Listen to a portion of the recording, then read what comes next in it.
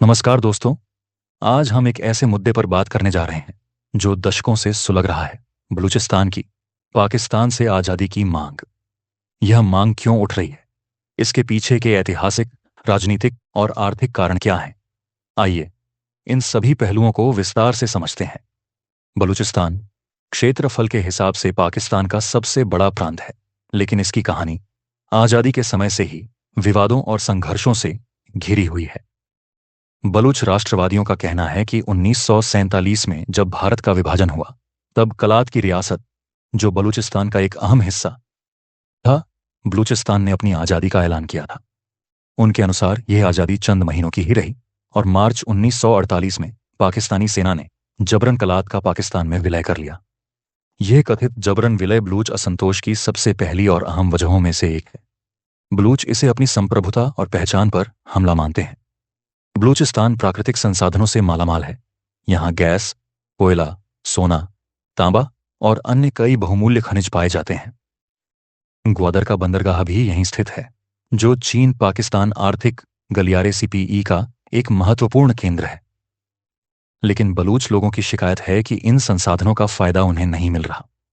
उनका आरोप है कि केंद्र सरकार इन संसाधनों का दोहन तो कर रही है, लेकिन इससे होने वाली आय का बहुत छोटा हिस्सा ही बलूचिस्तान के विकास पर खर्च किया जाता है। नतीजा यह है कि प्राकृतिक संपदा से भरपूर होने के बावजूद बलूचिस्तान पाकिस्तान के सबसे गरीब और पिछड़े इलाकों में से एक है। यहाँ शिक्षा, स्वास्थ्य और रोजगार की भारी कमी है।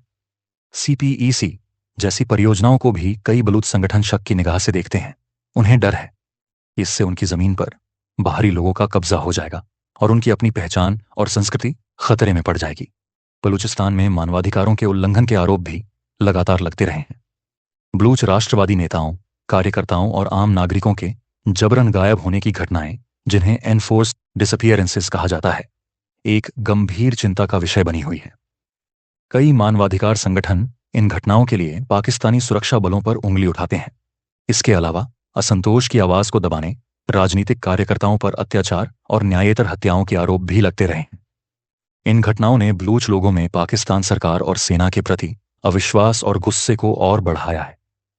बलूच लोगों की अपनी एक विशिष्ट सांस्कृतिक और भाषाई पहचान है, जिसे वे पाकिस्तान की प्रमुख पंजाबी संस्कृति से अलग मानते हैं। उन्हें डर है कि उनकी इस पहचान को धीरे धीरे खत्म करने की कोशिश की जा रही है। राजनीतिक तौर पर भी बलूच राष्ट्रवादी खुद को हाशिए पर महसूस करते हैं। उनका आरोप है कि उन्हें पाकिस्तान के राजनीतिक फैसलों में उचित प्रतिनिधित्व नहीं मिलता और उनकी मांगों को नजरअंदाज किया जाता है। अधिक स्वायत्तता या पूर्ण आजादी की उनकी मांग इसी राजनीतिक उपेक्षा का नतीजा है। इन्हीं सब कारणों के चलते बलूचिस्तान में कई दशकों से अलग अलग राष्ट्रवादी संगठन सक्रिय हैं, जो कभी राजनीतिक तो कभी सशस्त्र संघर्ष के जरिए अपनी मांगों को उठाते रहे हैं। इन संघर्षों में हजारों जानें जा चुकी हैं और यह क्षेत्र लगातार अशांत बना हुआ है। तो कुल मिलाकर बलूचिस्तान की आजादी की मांग के पीछे ऐतिहासिक अन्याय की भावना, आर्थिक शोषण का आरोप, मानवाधिकारों का हनन, अपनी सांस्कृतिक पहचान खोने का डर और राजनीतिक उपेक्षा जैसे कई जटिल और गंभीर कारण हैं। इस समस्या का समाधान तभी संभव है जब सभी पक्ष बातचीत के जरिए एक दूसरे की चिंताओं को समझें और उनका सम्मान करें, ताकि इस क्षेत्र में स्थायी शांति और विकास का मार्ग प्रशस्त हो सके। इस विषय पर आपके क्या विचार हैं?